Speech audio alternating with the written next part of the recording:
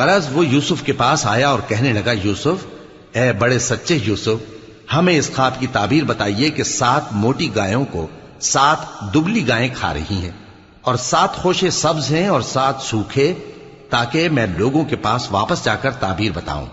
عجب نہیں کہ وہ تمہاری قدر جانے۔ انہوں نے کہا کہ تم لوگ 7 سال متواتر کھیتی کرتے رہو گے، تو جو غلہ کاٹو تو تھوڑے سے غلے کے سوا جو کھانے میں آئے باقی کو خوشوں میں ہی رہنے دینا۔ پھر اس کے بعد خشک سالی کے 7 سخت سال آئیں گے کہ جو غلہ تم نے جمع کر رکھا ہوگا وہ سب کو کھا جائیں گے، صرف وہی تھوڑا سا رہ جائے گا جو تم احتیاط سے رکھ چھوڑو گے۔ پھر اس کے بعد ایک ایسا سال آئے گا کہ خوب مے برسے گا اور لوگ اس میں رس نچوڑیں گے۔